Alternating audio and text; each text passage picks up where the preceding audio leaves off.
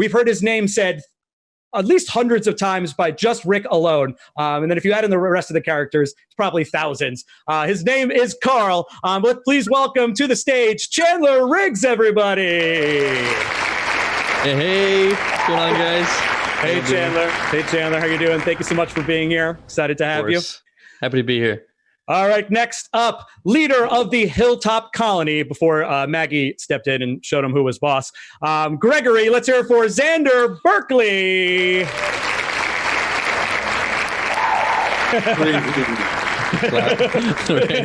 You can clap. People can clap and yes. Yeah. I feel like we're missing the applause from like the audience, right? yeah. They're going crazy. They're giving like emojis and hearts. I see. Yeah. And Chandler, is that your own emoji of you with like a headset on that people? Yeah, I've been streaming for like months, so that's all the people from my chat like coming in here and spamming my emotes. That is hilarious. Xander, I'm so sorry there's not an emoji of you coming through, but there is one of Chandler. There are dartboards, however. There are dartboards. All right. Now, speaking of people that we hate on the series, but people that we love in real life, ranked on TV Guide's list of the nastiest TV villains of all time, the governor of Woodbury. Let's hear it for David Morrissey. Hello. Hello, everybody. What's up, David? David, welcome back. You did our Doctor Who panel a week ago, so now you are a two-time virtual experience performer. So thank you so much for coming back. This is so cool. We've got folks that joined us in the early seasons and folks that just joined us in the most recent seasons. Let's go back to the OG Rick's crew from the beginning. Rick's one of Rick's original right-hand men, T-Dog. Let's hear it for IronE Singleton. OG, baby. OG, what's up? Yeah. The original crew, the original Atlanta survivors. So awesome to have you here. IronE, I can't. Audience. What's that? Great audience. Look at that. I got to get my selfie with the audience. You'll have to do another one when we get everybody out here. And we got to talk about your severed body in the background. But let's get everyone else out here first, because that thing is truly disturbing. All right, so we have an OG. We have a recent member of the cast joining us as part of Magna's group in the Alexandria Safe Zone, current resident of the Hilltop Colony, Luke. Let's hear it for Dan Fogler. Hello, angels of the apocalypse. How are you? What's up, Dan? What's up? What's the comic behind you? It's hard to see just like on my end. Oh, yeah. I see what those are. Yeah. Tell us a little bit about those. Those are my comics that are coming out with heavy metal soon. Brooklyn Gladiator, Fish Kill. Yes, I'm shamelessly promoting everything in that. No, they look great. The art looks awesome. I can't wait to see them live and in person. All right, let's. We're only halfway through just the announcement portion of this. The panel might be over by the time we get everybody out here. One of the highest ranking members of the Saviors, one of Negan's original Outpost leaders, Gavin. Let's hear it for Jayson Warner Smith. There he is. Yo, good to see you. Good to see you. Welcome back to the Deep South. Oh yeah. Is that where you're coming in from, Jason? Where are you calling baby, in from? I'm right here in Georgia, baby. Oh, nice. Right around. That's the whole filming area there. That's awesome. Right. Not that I've been to set, but yes, it's still here. Yeah. My gosh. Well, we're gonna have to talk about Walking Dead versus the current Walking Dead that we're in here right now and how they kind of relate. But let's keep it going. Again, we're going back to the OG Atlanta crew. Speaking of Georgia, speaking of Atlanta, sister to Andrea. She was with us for such a short time, but we loved her when she was here. Amy, let's give it up for Emma Bell. Hey guys, it's good to be back. Ow. All right, another recent cast member. I had an intro, a really specific intro built in, but if you haven't seen season 10 yet, there are some spoilers with this character. So I will just say they are a person that lives in the Alexandria Safe Zone, and maybe there's more to their character than just that. Playing the part of Dante, let's hear it for Juan Javier Cardenas. Maybe we'll give it away. Hello. maybe we'll give away your secret one in the panel, but who knows? We'll try to keep it a secret for as long as we can. I'm a walking spoiler alert. So yeah, no worries. perfect. And last but certainly not least, this has been great. We've been going good guy, bad guy, good guy, bad guy, villain, hero. Let's get a resident and one of the original soldiers of the kingdom, Richard. Let's hear it for Karl Makinen. Look at that. Look at Jayson. Karl, I like it. That's going to be the reason I died, you bastard. That's right. I'll kill you all. Karl, is that an actual episode playing in the background, or is it like a trailer? No, that's the episode. Oh, there we go. So, all right. So spoilers are fine. It's judged by their background now on Zoom. So I had to think about it. I'm like, what am I going to do? Well, just be watching on your phone. If it's distracting, let me know. No, it's awesome. It's awesome. Part of I mentioned to you all before this, part of the charm of this has just been for the fans to see you all, how you're doing, what you've been up to, see you as your natural human selves in your homes and with your families. So again, I speak on behalf of all the fans watching from around the world. Some other countries came through. People are watching from the Philippines, Texas, Maryland, Washington, Oregon, Ohio, Atlanta, Iowa, all across the nation and all across the world are tuning in. Anywhere where Walking Dead is shown, there are fans. And I just want to say congratulations to you all. You all played an important part in this series, and we've had 10 seasons. We're still waiting on that final episode for season 10. Fingers crossed for an announcement there. And then season 11 has been announced. There's 2 spin-off shows. It's a massive universe that all started with an amazing comic book. And I'd love to just kick things off by just going around the room one or two at a time and just discussing what the series was for you, how it impacted you, at the time being on it, and sort of where you see yourself as part of the legacy of The Walking Dead, one of the greatest sci-fi shows and most popular sci-fi shows of all time. Chandler, let's start with you. Probably I'm trying to see really quickly, the longest tenure in this panel right now, 8 seasons. You started off grew up on the series with us, and now you're the awesome gentleman we see before you today. I'd just love to hear a little bit about what it means to you to be part of the legacy of The Walking Dead for so long. And, Walking Dead was like, when I left it, and I feel like it still is, it's like the majority of my memorable life was spent on that show. So it was just an incredible experience being able to be on a family, be a part of a family like that for so long, and to grow up on a show that got to where it is now. It's like just that just doesn't happen ever, and I don't know, I just feel super lucky to be a part of everything Walking Dead, and I'm happy to just be a part of it, still be a part of it, that I'm still able to come to things like this and have people show up and be excited about it. So it's really cool. So I thank you guys for letting me be a part of this. I thank the fans for keeping me a part of it. It's really cool and an experience I will always be grateful for. Oh, thanks, Chandler. That's awesome. And you got a sweet music setup back there. I assume that you're a musician. Well, I produce music. I'm in my dad's studio right now because I have my stream set up here, but this is like the best place that I could do it. So this is all my dad's stuff. I've got a bunch of video game gifts, but there's a whole drum kit and a bunch of what am I doing? Oh no, everything's falling apart. What have I done? Okay. So anyways, in Atlanta. Yeah, I'm here in Georgia. Nice. Yeah, I'm back here visiting family for some time. So and we got a couple. We got a couple Georgians in the house. Jayson, right? You just said you're tuning in from Georgia as well. Very cool. IronE and Emma, I want to turn to you again. You were part of the first season and beyond. The original. I joked around the OG Atlanta Survivor crew. What was it like? Kicking this, so this is before we know if the show is going to be successful or popular. What was it like filming those early scenes and being in those early episodes and sort of just kind of approaching this, what was already a popular comic book, subject matter wise, but now being translating it to a television show? Whoever wants to start between the two of you, I would love to hear from you both. Ladies first, Emma. Okay. Okay. It was crazy. It was one of the best experiences in my career. But you just said it. It's like no one knew the extent to which that show was going to really hit. Except for I'd like to say that I did. I'd like to give myself a little bit of credit because I was a giant Lost fan, and Lost had just ended. Literally, like that season had just ended.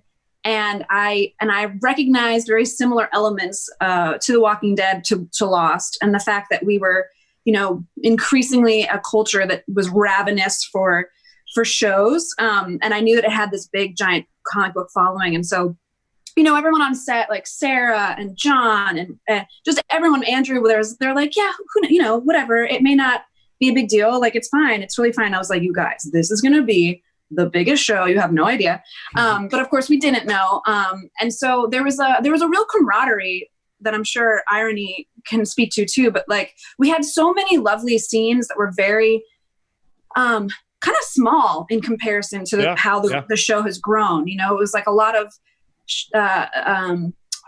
of scenes of us around a campfire or, doing our daily chores at the quarry. And there was a lot of like building of character and relationships that we were able to do in that in that season, because it didn't necessarily have the giant budget that the seasons have now.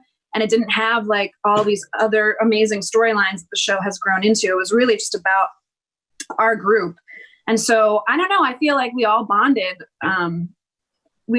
pretty tightly. And for me also, like seeing Chandler, because Chandler was so little when we shot. He was like such a young man, and now he's just a beautiful man now, a grown man. So it was it was an amazing experience, and I was so lucky to be a part of it and have it still reap benefits for me, like being on this panel.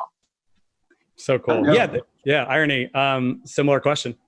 Yeah, I'm going to take. First of all, I want to introduce you guys to. I'm IronE, aka T Dog. This is D Dog. B Dog. The D stands for Dead Dog. Dead Dog. I'll be here all weekend, everybody. But, anyways, I want to take it a step beyond what Emma said, and she said that it was one of the greatest experiences. One of the greatest. I'm going to say that it was the best experience of my career, of my acting career. Because again, like Emma said, we bonded on the set. It was just, the camaraderie was beautiful, great energy amongst everybody, lots of love. And to come from a movie like The Blind Side and to go from that, which was nominated for an Oscar, and then within a year of that, being cast to be on The Walking Dead, which is the biggest television show, I think still to this day in basic cable television history, was a godsend. And that doesn't happen in a lot of actors' career, in the life of their career. A lot of people have acted for 30, 40, 50 years, and it's never happened like that. So for it to happen like that, for me, was just an incredible thing. And I thank the fans for all of that. Yeah, and you came in, it's interesting because, and this question might come up later, but a lot of you all played characters that were created in the comic book and sort of had to do your interpretation on it. But T-Dog was a completely new character, IronE, that you got to bring to life, and then became such a popular character early on, and we got to see him have a heroic ending. Was that fun, knowing that you could just do whatever you wanted, basically? Oh, one thing that I did when I was little, I always envisioned dying heroically. And not just in a movie or a TV show, because I really didn't have much of a thought of that as a kid. But my vision as a young person was to sacrifice my life for something bigger than me. And so to be a part of this show and to have such a heroic ending was just kind of like a dream come true in a sense. But I guess it was a good thing that it didn't happen in real life, but who knows?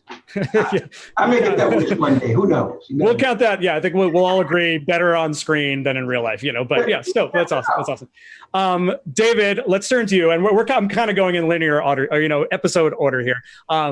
T-Dog character created from scratch. Governor, one of the greatest villains in comic book history, and you have to bring the Governor to life as the first main protagonist. There had been obviously the zombies and other groups that Rick's crew had run into, but this was the first kind of bad villain character. Tell us a little bit about, again, your approach to the governor and the fan love/hate for your character. Yeah, well, I came to the show as a fan because I was really great friends with Andrew Lincoln and with Lenny James, who plays Morgan. And so I watched the show and just, it knocked me out. You know, I mean, it was a great, it's one of the great things about the show is people talk about it being about the zombies, but it's always about the humans, really. It's also about the characters. And I thought it was a great character-driven show about human beings in terrible, terrible circumstances and how they deal with that. And I just loved it. And so when Andrew, first of all, the show got in touch with me through my manager and said, there's this part here, but we didn't know what part it was. I have to say, I didn't know it was a comic book. I only knew it was a TV show. But it was only until people had interest in me about being in it that I discovered it was a comic book. And I was joining in season 3. It's well documented that season 2 had gone through quite a tough time creatively. They'd lost people and stuff. So I joined them in season 3, and people just, I was worried that I was going to join a show that was quite fractured, and it couldn't have been less fractured. It was a really great family. It was a really great desire to get things right. Everybody is so welcoming. And, it's all about the work. It's not about ego. It's not about, tantrums. Everybody is there to work and to tell the story. And I love that. And, I was I felt at home the minute I got to set. Everybody, I traveled a long way to be there, and everybody welcomed me with open arms. And I felt he was a very complex character, and that's what I wanted to play. And of course, I'd read the comic books, but what I read more than the comics books were the novels. And that's where, because we started the governor's character way before in his earlier life than where the comics introduce him, before he's lost his eye, just at the start of Woodbury, really. And that's what I was very happy to bring, that complexity and that massive story arc to play, really. Speaking of the story arc, one of my favorite, obviously your episodes as, the governor and Alexander, we're so awesome. And Woodbury. But then when he tries to have that redemption arc and at the end, with his family, and then it just goes back to like, he's ultimately evil at the end of the day. Whoo, gives me chills thinking about it. What was that like, getting that sort of quick chance to be a redemption character, and then ultimately kind of turning back to, it says a lot about sort of the messages of the show, I think. It does, but also, as an actor, I've been in movies, and sometimes in a movie you've got 1 or 2 scenes to establish your character. Sure. In television like this, the 10 to 16 episodes, you can be subtler, and you can really subtly drip your character into the storyline. And in that season, in season 4, episodes 5, 6, and 7 were just me, really. And to have that opportunity of, what's that, nearly 3 hours of television where you can be with this character. Yeah. That's one thing. And I think all of us have had that chance to sort of really grow and be cherished by the production. So awesome. Let's talk about another character that has had a lot of episodes to continually fool us. We think he's going to redeem himself, but then Gregory just does something again that just really messes with everything. Xander, tell us a little bit about the arc of Gregory. And now, so we move from Woodbury. We now have this massive universe, or not universe, but area of towns. And I want to get to Jayson and Karl and hear about the sanctuary and the kingdom and Hilltop. But we go to Hilltop and we see this leader character that ultimately, is just only looking out for himself and constantly tries to redeem himself, but then comes back in. I'd just love to hear a little bit about your growth as Gregory and what the series means to you. Well, I'm gonna take from where David left off with regards to, your question to him about the redemption aspect, and I can remember it was I guess it was established in season 6. I was in as a regular in season 7. And at the end of season 7, before going into 8, I remember having a conversation with Scott Gimple, who had talked me into playing this part because I hadn't been watching the show. I didn't know about it. And with the little, because I don't want to give anything away because everything's top secret, but what they gave me to look at for who this character was such a shitheel. I'm sorry. Company. Sorry, That's all right. Such a bad guy, such a stinker, such a coward, such a slithering, not the kind of villain that you could, really, get behind. Like, I played a lot of bad guys and I didn't have any problem with them, but this one was like, oh my God, this guy is such an asshole. How will I ever recover from this? I'm not sure I have. And at the end of season 7, I had Scott on the line going like, so Scott, I think I've played about every color of unctuous in the rainbow. Any glimpse of a redemption on the horizon? Just because, that you're right, there was cheating that might happen. And he said, well, I think the thing to understand about Gregory is that with him, redemption is well, I don't know that we're going to see a redemption.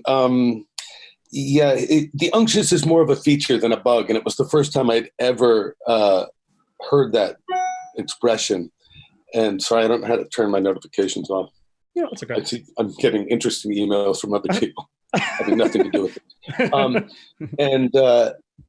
So that there was no redemption in sight kind of was disheartening to me, and then ending up in the pen and the cage. And but that season 7 for me, so my experience was a little bit different because I was trying to redeem myself from all the bad guys I'd spent my career playing. And I have 2 young kids that I want them to see me when I'm on TV as something other than that, screaming meanie. And so I was a little sad that there wasn't going to be a redemption for poor old Gregory. That to me, that's part of being human and 3-dimensional, is having the opportunity that somewhere down the line you can change. We want to believe that about people. But it was so much fun playing him for all the colors of the unctuous rainbow in season 7 that the same thing that everybody else is saying, and getting to play with Stephen Ogg and the dynamic of that, and being so in the moment with each scene that we got to play. And, Andrew Lincoln, absolutely a prince among men, and was so welcoming and generous to everybody and everyone, to feel like you're all pulling on the same end of the rope. And that's really rare, I have to say, having kicked around a long time. So he's just such an honorable man that created a wonderful atmosphere to work in always, as did all the people involved. It was a great experience, but it was a tough character in some ways. Yeah. Well, tell your kids that we appreciate you for taking on that role, because I think it is important in the series. The series is all about humanity and different shades of humanity. And so that's right. And Scott's big, his big offer to me was like, look, I've always thought you managed to bring comedy into characters that were dead serious and shows that were dead serious. And frankly, I could use a little humor right about now. And I think that, you'll be able to play that. And so I went for broke on that end of it. And it was so much fun playing that without, betraying the reality or in some way diffusing the tension, to be able to play the comedic aspects of that wonderfully absurd, vainglorious character, sort of a typical character of our time in some ways. That anyway, it was fantastic, and I'll always be grateful for it. We could see the little thought bubble come in your head, Xander. We got it. We see who was pictured there. Let's talk to Jayson and Karl. Part of such an epic 3-4 season storyline of the war, obviously between all of the villages, between the Sanctuary and the Kingdom and the Hilltop and Oceanside. Oh my gosh. And we're really getting to flesh out these things. We've got both sides. We've got the good side and the bad side here. If we think about it in black and white, but obviously all these characters have shades to them. But tell us what it was like, being a part of that, that epic war of all these amazing villains and good guys. Karl, go ahead and tell them about the bad side, okay? It's funny because David, like the governor, is one of my favorite characters. And so funny, he says he came into the show on season 3 when he thought it was fractured. I think season 7 actually fractured the show. Groups and people just got lost. But it was, for me, it was such a pleasure, playing. It was funny because I was like thinking about how I was going to set up the camera, and I wanted to put on the Bury Me Here episode. And I was watching you, Jayson. I remember you getting like the script the night before, and you had so much dialogue, which I'm sure we've all experienced on the show. Yeah. And you just handled it and killed it and crushed it. And my kids were watching it for the first time too. And just thinking about that whole journey for season 7 and trying to start the war and Morgan killing me and you attacking us and the drive of the saviors. I mean, it was definitely special for me to play this character who a lot of people think I'm a bad guy because I tried to kill Carol and I tried to kill Norman, and I killed Benjamin. But really, I was doing it out of the good of trying to get rid of the saviors who were our road. That's it. Bad guy. He's the bad guy. But such an amazing journey, and then I don't know, something special. Like I haven't met everybody here. Well, I've kind of met you all, but just the kind of family that The Walking Dead brings, and what it did for me as an actor, because I've been bumming around acting for 35 years, doing guest stars here and there, and finally I get on The Walking Dead, and like it just gave me some validity. I had like deep writing. That Bury Me Here episode, I mean, I had 5 minutes on television doing a monologue that was just killer. Scott Gimple wrote me just crazy awesome stuff, and like you just pray for that as an actor, and like I really am so blessed to be part of the show and the family, and to have dialogue to just live in and breathe in as an actor and let people see it. It was such a blessing. It was such a blessing. And Jayson, you killed it. So tell me about your journey as the bad meffer that you are. Thank you for that, Carl. Very kind. Thank you. Yeah, good setup. Good setup. Coming out to eat at one of your restaurants, hopefully someday again in LA. I hope that all works out.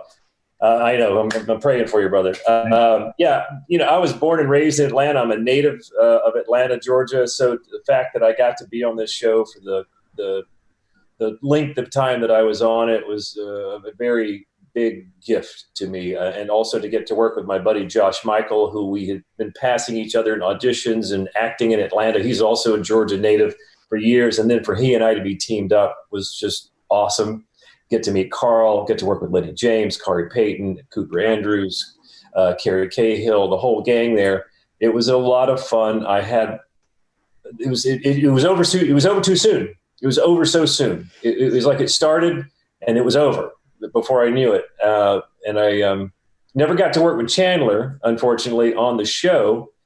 But spoiler alert, if you haven't watched season 8 yet, Carl doesn't make it, I'm afraid to say. You may notice somebody else also died that episode, but most people don't notice that. But got to come back and have some fun beyond the grave scene. Yeah. But no, thank you. It's just thank you to all the fans. This whole experience has been wonderful for me, and then to meet people like Xander and David, who've been in this business forever. Yeah. And Xander, I think I'm following your unctuous trail here. That's probably my path. I have a feeling, and I hope no trail at all, dear. I hope to meet Juan and Dan someday, and Emma. We haven't crossed paths, but maybe someday we'll get to. But glad to be here. Thank you so much. Oh, thanks. And I know we're spending a lot of time individually, but we're spanning all 10 seasons. And I think that's what's so cool about the show. Many of you have mentioned it. The show has reinvented itself 3 or 4 times with different show writers and showrunners. And I think each one has done something special. And yeah, sure. Any show out there that puts out 22 episodes and splits anything, there's going to be better episodes, you know what I mean? But the moments that are so good are what keep us coming back, and those monologues that you all do and those scenes that you all do are really what keep the fans coming back. So it's a credit to you all as actors and again, the writers and the creative team. So we thank you. And that's my long-winded segue to say, the show has now reinvented itself again. We've lost a lot of the main characters, and season 10 has kind of taken on a new shape. Juan and Dan, I know thank you for patiently waiting in the background. We're finally at season 10. I'd love to hear, now you're coming in. The show is still uber popular. Again, it's ups and downs in terms of television ratings and such like that, but it's the fan love has never been stronger. And again, this new season really has reinvented itself. And so I'd love to hear just about coming onto the show now so deep in the experience of the series. Dan, you wanna hit it first? Sure, man. Yeah, I haven't worked with anybody here on the show. I think I stood next to Juan. Yeah. Or near you. I think we did a hey.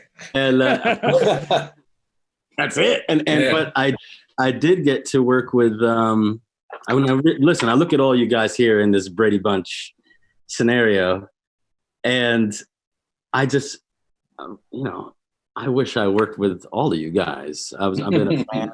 I was a fan of the comic book, fan of the series. Each one of you, I'm looking at you like you have your own like a moment in my head of iconic awesomeness. And I wish I got to work with you more. And I got to work with Emma Bell, which was delightful, on something called The Argument that Robert Schwartzman directed. Did you know that got into Tribeca, but then the lockdown? I did. It would have been my first time to Tribeca. Yeah. So eventually we'll, Corona. I got to meet Emma and work with her. She's incredible. Oh, thank you. And so I got a feeling of what it's like to work with you guys. Xander, maybe I was near him in a scene. I don't. But my God, I it's such a pleasure to be part of the universe. Luke, when I came on board, I knew that he was supposed to end up head on a pike, and so I jumped on. I was just to play a character that is involved with the comic books was just so awesome for me to be a part of it. And I love being part of the show. It's I asked to be part of it. I reached out. I said, see if there's anything on the show I can do. And Angela came back to me, and she said, "You want to play with Luke?" And I said, "Absolutely." And I'm so happy that I've been able to. That I got past the pike, and I'm really, I hope we're living in this parallel show universe. I hope I can go on for as long as I can. And I just, I love it. I love being a part of it. What about you, Juan? It's crazy because a lot of things that you're talking about, there was like eerie similarities with the way that I experienced walking onto set, like on a season 10 of a run this long. There were, it's I guess the word would be, it's kind of humbling. Like I came from the theater, and I worked in like repertory theater for many years. And when you work in like a repertory company, you're kind of brought in as, no matter where you kind of came in, what year, you kind of, you're made aware of the history of the company that you're entering into. You hear stories of people that have passed through the stage before. Oh, this was part of this class for this many years. And you hear the stories about all these great performers that have come through, and you meet the people that are a little bit older than you or have a little bit more experience on the show as you, and you hear all these great stories about people, and you wish that you had been there at that time to experience it then. But then you think that in the future, hopefully there'll be people that will come after you that will remember the experiences with you and feel like they were positive experiences. And that, so it's kind of, I felt like it was a responsibility on my part coming in and dipping out, that I make a positive mark on the show, and that I come in and I kind of live up to the work ethic and the commitment and the dedication to these characters of all the actors that had kind of come before me.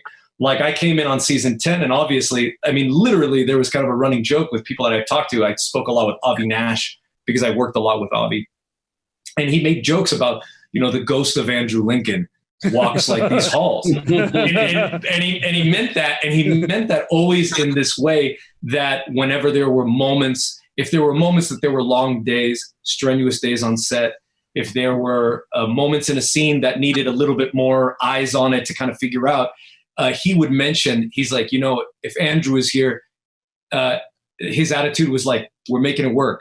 This is it. We're here together. Let's do this. You know what I mean? It was, and it made you feel like, absolutely, we got to live up to what we've established here, that everybody is here for the right reasons to tell the best stories that we can. And then on a second note, something that you mentioned, Dan, I grew up with comics too. And I'm telling you, I remember when The Walking Dead, when the comics first came out on Image Comics, because that was like probably messing up the years, but I feel like it was late 90s, early kind of 2000s. And I remember that people who grew up on comics, when Walking Dead, the series came out, it was this big watershed moment, particularly for the company that it was released in, Image Comics. Yep. The comics before an Image came out of the Rob Liefeld, Jim Lee, kind of the explosion of 90s comics, which was basically like the MCU universe now. Big, bombastic, neon colors, ultra violence, crazy action stuff that I love, by the way. I loved all that stuff. And when Walking Dead came up, here you have this comic that reads like an indie film. It's in black and white. It's pensive. The themes that all the characters are talking about are themes of how do we restructure civilization, the nature of man, law and order in a lawless world. You know, half the comic is monologuing, like some of the other actors have talked about how they were given such amazing material. The comics are like that, and we're like that. And so I remember that as a young comics kid, I had friends that I hadn't talked to in a long time. When I'd heard that I'd gotten on the show, that, you know, the phone would start to ring and go, man, it's like you're 13 again, and all you wanted to do was be in a comics movie, and you wanted to be in a film or a television show that really gave a lot of validity to that art form, which is something I really cared about, because this is one of the best shows to take that art form and present it the right way, and to expand the audience base way past anybody who's ever read the books. So that was great. Yeah. Well said. I think that's how we all feel as fans, 100%. And again, I know we're spending a lot of time going throughout the generations of the show. I feel like that's super important because of the people we have on here. Just a quick reminder to the fans, if you did have more individualized questions for these folks, you can purchase those one-on-one video chats. Those are on sale, autographs, video recorded messages. I would love to have you all back, you know, and like break it down, you know, seasons 1 through 5 seasons, you know, and like really get into the nitty gritty of the show. We've got some fan questions. I want to make sure to get to them in our limited time left. So we're going to do this kind of rapid style. I'm going to throw some fun things out there. Whoever wants to answer, just go for it. But thank you all for taking us on. Yeah, IronE's getting ready. IronE's ready. IronE's ready. Thank you for all sharing your experiences. I think it's such a cool thing to hear. But this first one comes, we're seeing in the background on Karl's TV. I just noticed the zombies walking in the background. The makeup on the show and the production design is so amazing and such a huge part. Has there ever been, this is a question from Jania Kettner, have there ever been a moment on the show, a zombie or a makeup that was created that actually scared you? A zombie or a moment that was actually terrifying? I wouldn't say scared me. I would say disgusted me. That was the Well Walker. That was the Well Walker. That was season 3. That thing was so nasty, and I'll try to tell a really quick story because I see it's about 30 of us on here, but 30,000 that is. I was gagging because we were out in a dirt field, and there was a lot of dust being kicked up after every take. Okay. And so I was gagging, and I was doing something of that effect, and then that mixed with the fact that this zombie was so disgusting, mixed with the fact that when we got in the van to head to the set that morning, Reedus looks at my breakfast sausages. They were like long cylindrical sausages. Oh. He said, "What is that, poop?" So I had those 3 images, like I had those 2 images in my head, along with the fact all this dust coming up. And Billy, who was our director of that show, he walked over to me. I couldn't stop gagging throughout the scene. And he walked over to me. He said, "IronE," he said, "I like the gag." He said, "I like it. It's okay, but let's try something else. Let's do it a little differently." I was like, I can't help it, man. I'm like, dust is in my throat. I'm looking at this disgusting Walker. That was the one. Most hideous one throughout the entire series. Oh. Chandler, you were with us the longest. You've seen your fair share of zombies. Anything that particularly sticks out to you as the grossest, maybe? You know, now that I'm kind of thinking back on it, Karl didn't really have too many interactions with zombies. My favorite one to watch on of the show, because I feel like being on the show, I was like the biggest fan on the cast at the time of the show, I read all the comics, I knew every episode, all the names, I knew all the scripts back and forth, and but watching it as a viewer, the Well Walker 100% is my favorite. I've been going back and I just rewatched the second season, and that it still holds up to today. It's just insane how well they, pun not really intended, but how well they did that Walker. It was just incredible. But I remember in season 1, there was a walker that I think it was like episode 3 or 4. Yeah, 4. And where were we? At the camp? Or we were at the camp, but I can't remember what we were doing. It was like, I think we were doing some sort of shoot, and they were doing the scene, or one of the scenes where I think they're trying to get Merle back, and there's this walker that has this, like, she doesn't have a jaw and her tongue is like stranded from her mouth, and it's like it's like falling down. And Daryl comes in and shoots it. But so we were having lunch, and I'm pretty sure we were doing a photo shoot at the same time that they were shooting something off site. And it was me and the girl that played Sophia, Madison Lentz, and we had our lunch and we were going to sit down. And then we see that walker come in, and she in full makeup, so she has like the blood and everything. Madison takes one look at her food and one look at that walker, and she just picks up and just throws it in the trash and just walks off. It's like, I can't eat this. All right. So many good moments. All right, I'm going to put everyone else on the spot here. This is a question from Catherine Weaver. We've got 2 of you here. So you can either answer for yourself or you can answer for someone else, but everyone else has to answer in. Favorite villain? It's a show based and known and surrounding these famous iconic villains. This is from Catherine Weaver. Best villain: Negan, Alpha, the Governor, or Gregory. Who wants to go? Who wants to take it? David, your favorite villain? Well, it's quite contagious. Those villains, obviously, the Governor, I mean, he just wiped the floor with everybody, obviously.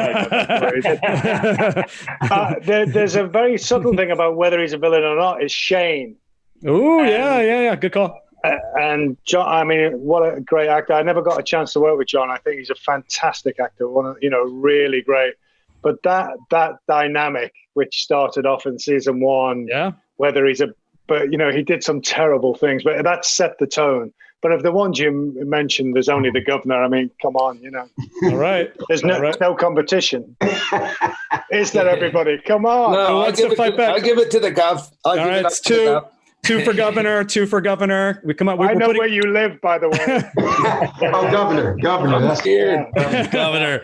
All right, that's. I don't know. I thought Negan was pretty bad. Oh, there's one for Negan. One for Negan. Pretty bad, but I think the thing about their villains of the show is, like, there's so much depth to why they're villains. They're not really villains, man. They just they're all good.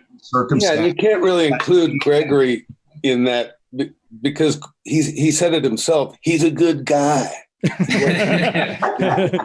Because antagonists, what the favorite antagonist? Definitely antagonize. Yeah.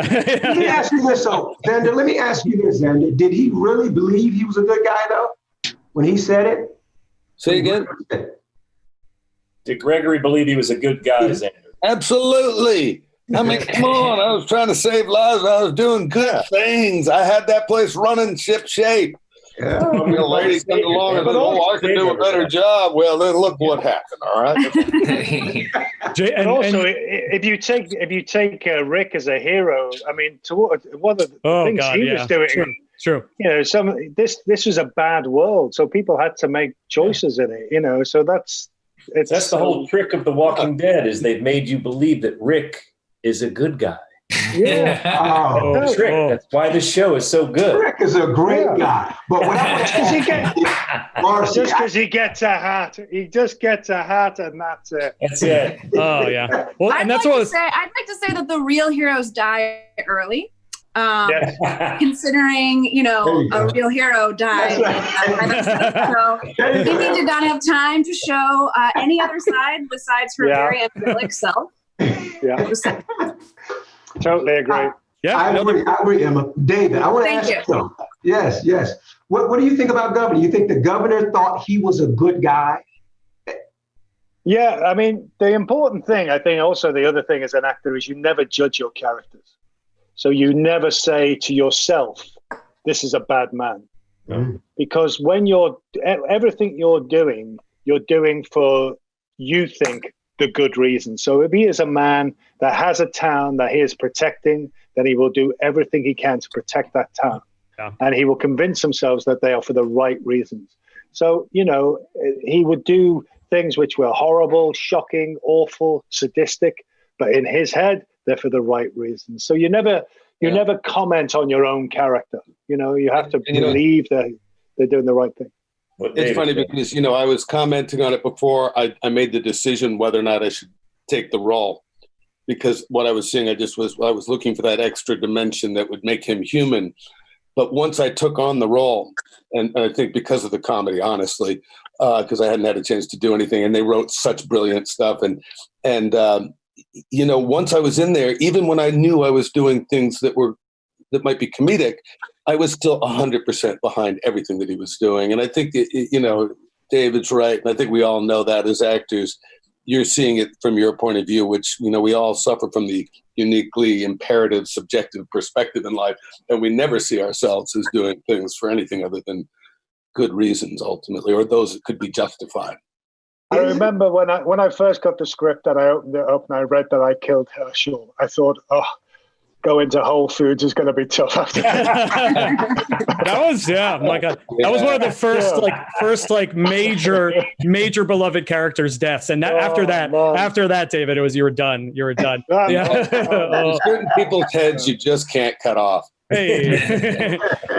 Juan and Dan, really quickly, where do you think Alpha kind of fits in? I know it's early for Alpha and Beta and the Whisperers, you know what I mean? But I fit in the ranking there of best sort of antagonists. I'm biased. Biased. I love Alpha's character. Alpha's character. I have a healthy, not unhealthy, fascination with cults and with fanaticism, and I think it's incredibly interesting. It's very, very interesting, and I love that the show tackles it in the comics. The Whisper cult is one of my things that I'm most fascinated about the comics, because I feel like it's such an obvious, true thing that would happen within the world of when society breaks down. Sure. Absolutely. There's going to be messianic, apocalyptic cults of people that lay down every inch of their breath for a kind of messiah figure. And the amount of control that an individual like that has, unfortunately, we've seen the hello, we've seen through history and stuff, especially here in Southern California. But that's just fascinating to me, because when the people that you're following, you believe are everything, you're willing to give up everything for them. And that can push people to act in some ways that are so inhuman that they would be unrecognizable to themselves before the apocalypse came. Yeah. And I just love, I love the iconography, and I love the imagery of the Whisperers. And that's, I remember when I went to the creature shop and they showed me the skins. And one of the first times, this kind of ties in with the grossness of the zombies, of the Walker makeup. I remember they showed me a skin, a Whisperer skin for the poncho. And I remember I took the skin, the fake skin, and I pressed it, and it indented and kind of bounced back like fat under skin. And I looked at the guys, and they're all like little, yeah.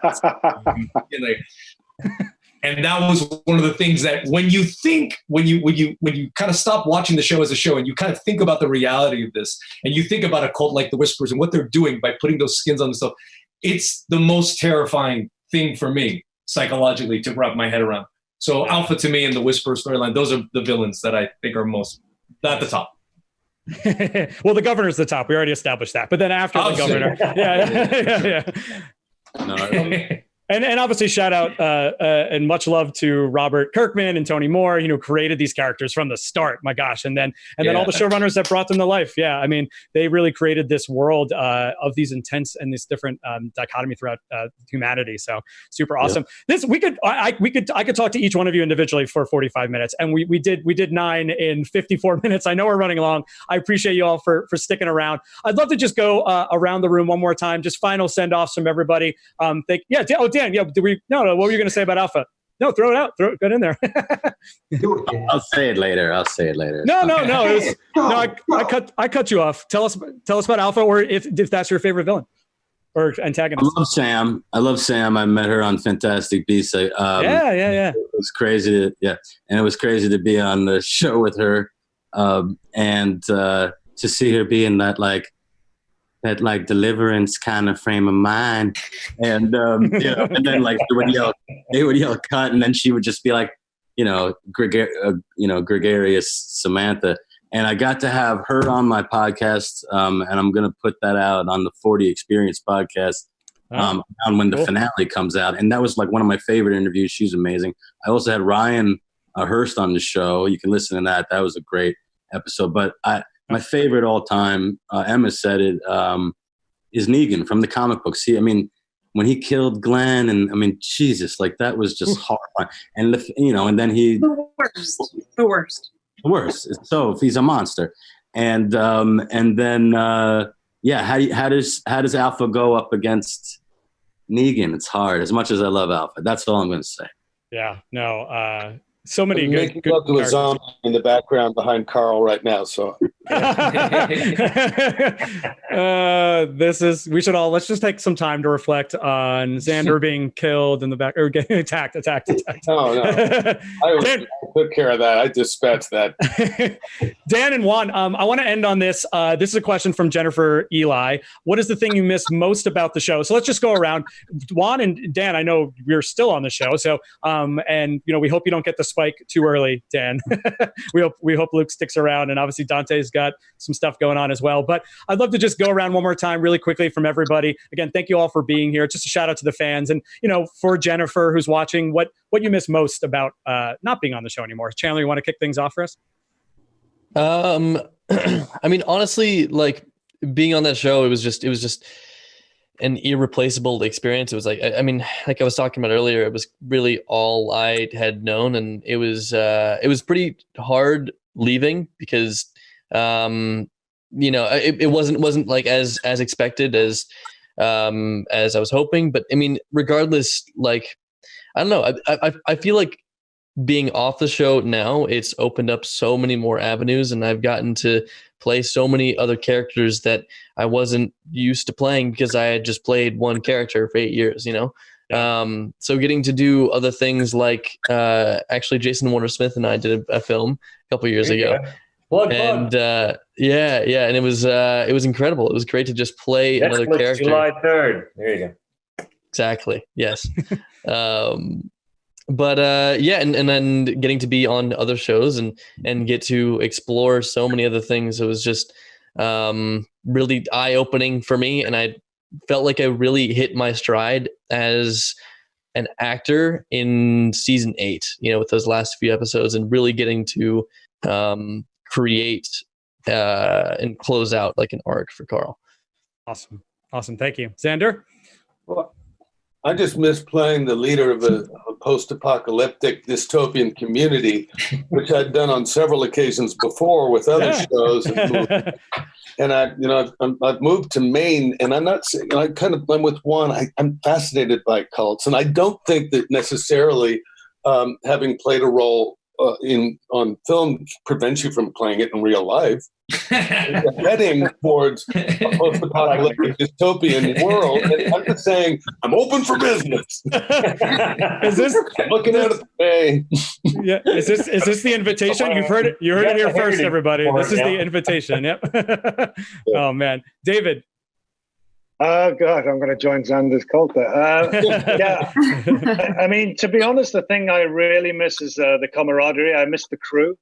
The best crew I've ever worked with. It's the conditions that you film The Walking Dead under are pretty brutal. The heat, then it's the storms, and then it's and the time scale that you get to film an episode in is pretty tight. So, people are working very hard. You do long hours, and I really found the crew and their commitment from top to bottom something that was just mind-blowing. And it meant that you as the actor, you got all the support you needed, but you were definitely part of a team, and you wanted to be part of that team. And I miss that. That's not always the case, and it's definitely the case on The Walking Dead. IronE? You're here. I echo what David just said. Just the camaraderie first and foremost, but then also just being a part of something so brilliant that's so symbolic of life. And I think it was you, Xander, that remarked about I guess the symbolism of I guess what we as human beings, what we go through. It's brilliant commentary about life and what we go through and what we experience, which is the reason why I asked you and I asked David if you thought your characters were good at heart, which is And you both said, yeah, you don't judge your characters. And I think that's symbolic of just human beings in general, which is why I myself choose not to judge anybody that I meet, and I approach every situation with truth and love in my heart, just given my background. Because if I had been judged early on, a lot of people would have written me off just coming from where I came from, coming from the projects and, mom dying from HIV complications, being addicted to drugs, an alcoholic, no father in my life, selling drugs, running the streets. But look where I am now. And having been a part of something so special, it just taught me so much. It said, just love everybody I come into contact with and just do our best not to judge one another.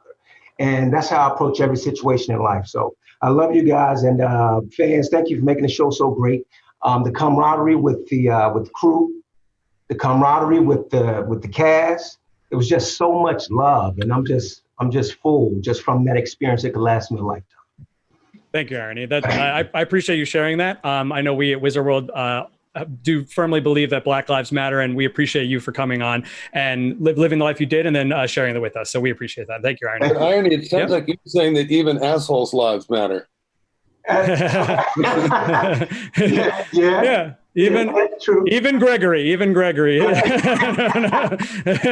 Nah, Gregory can go. Let's do Emma, final thoughts or what you missed most about the show.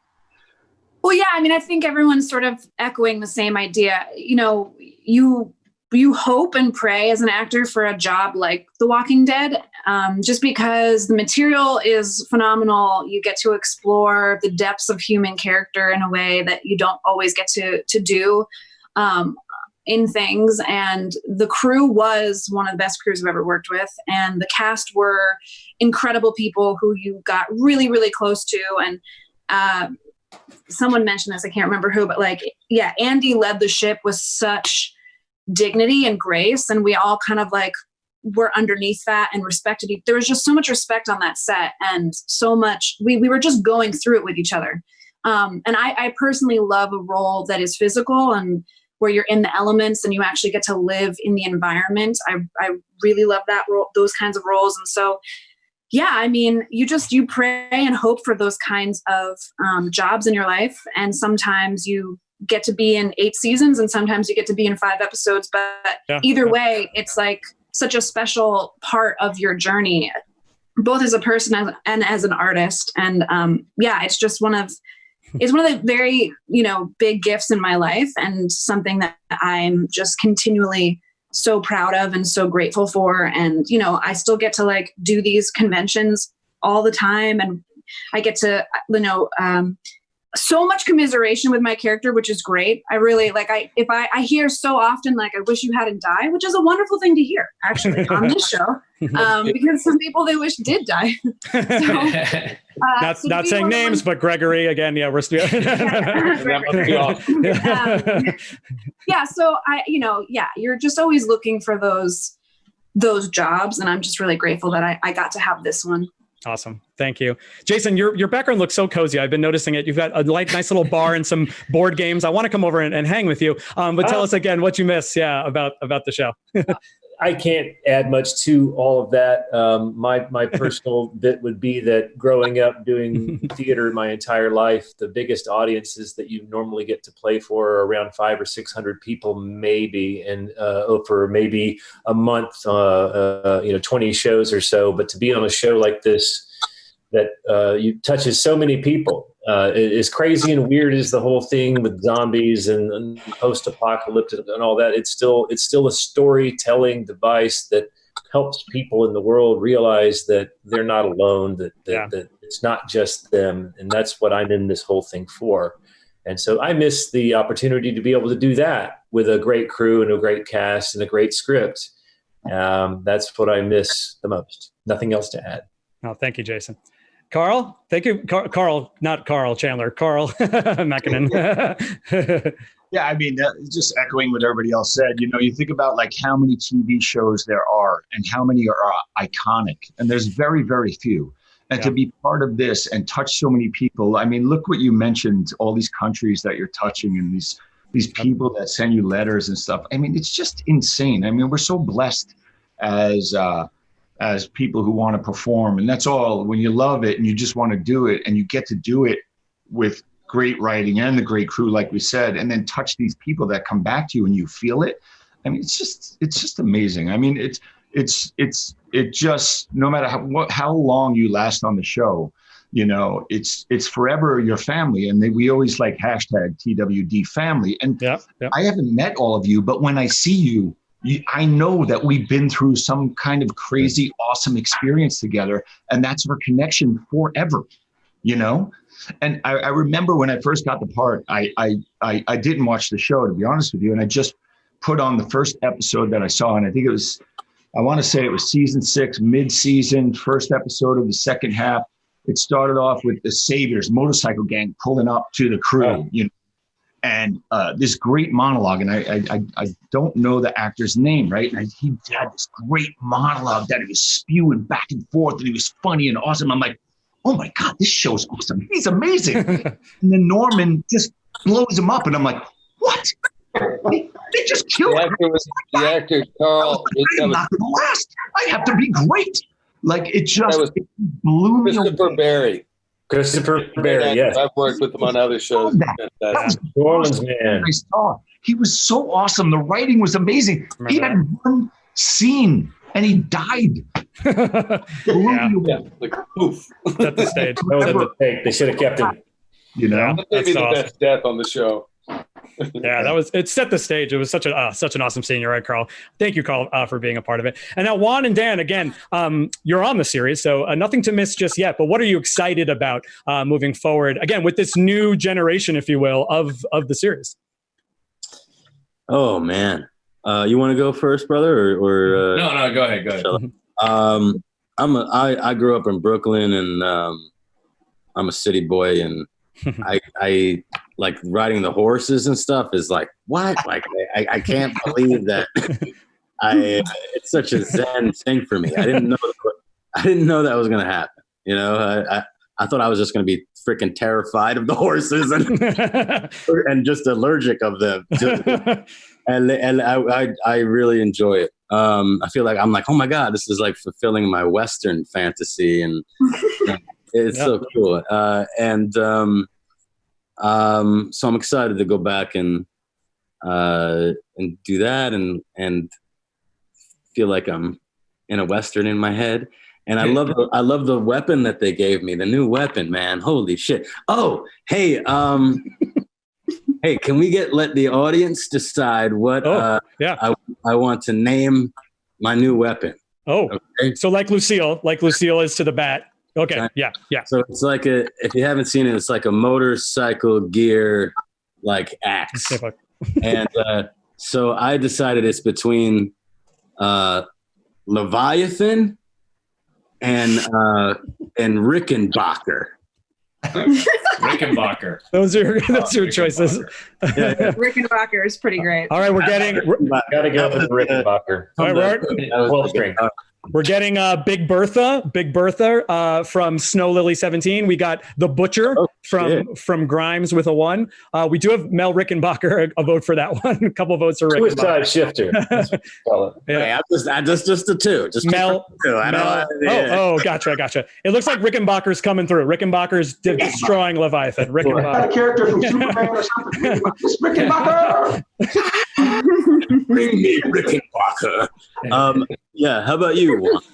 Yeah, Juan, take us in. Going forward, what kind of themes to be brought into the show? That when my first day of work was the scene where the Russian, the Soviet era satellite crashes to Earth, and as the season goes on, you know, you introduce Eugene going on the ham radio and finding a voice out in the distance, and those two things to me struck me so much as so interesting and something that I find so cool. The idea that the world is eventually going to get smaller, and the idea of expanding out all the community's ideas of like, of course, you know, there's infrastructure around the world that's going to be shutting down. You know, there's nuclear power plants that are shutting down. There's electrical grids that are shutting down. What is that going to happen? And of course, there's other people, other communities, you know, in the Northeast, or, you know, in Europe. What are the people in Europe doing? You know, obviously there's more humans alive and about connecting all those, and that the eventuality of becoming an interconnected world again, but during the apocalypse, I think is so cool and is so fraught with so much like detail coming up. That's what I think is very interesting to see how they develop all that. Thank you, Juan. And here you go. This is you with Rickenbacker. You heard it here. You heard it here first, everybody. The official new name. Yes. Rickenbacker. Nice. Awesome. We just tell the that's the real Rickenbacker. We went so long, and we could keep talking. We got to get you all out here in smaller groups, and we'd love to have you back. Again, good luck to all of you on your upcoming seasons, upcoming projects. Dan, we can't wait for Fantastic Beasts. My gosh, talk about another nerdverse that we're so excited about. But again, thank you all for being part of this legacy. Such an amazing panel to talk about characters in season 1 all the way through to season 10. Apologies to the fans that we didn't get to more of your more specific questions, but again, feel free to submit them in. Get those one-on-one video chats, those autographs, those video recorded messages. That's an awesome opportunity to take part there. But one more time, on behalf of Wizard World Virtual Experiences, all the fans watching from around the world, again, Philippines, Brazil, Germany, UK, Ireland, my gosh, all over the place tuning in right now. We thank you. One more big round of emojis to Chandler Riggs, Xander Berkeley, David Morrissey, IronE Singleton, Dan Fogler, Jayson Warner Smith, Juan Javier Cardenas, Karl Makinen, and Emma Bell. There it is. Keep it great, everyone. Yes. Bye. Thank you so much for watching, everybody. Thank you. Stay safe. Stay safe. All you guys. Hey, this is Alex Malari Jr., and you are watching Fandom Spotlight. Be sure to hit that like button, share, and subscribe. Your Emperor commands it. Thanks for watching.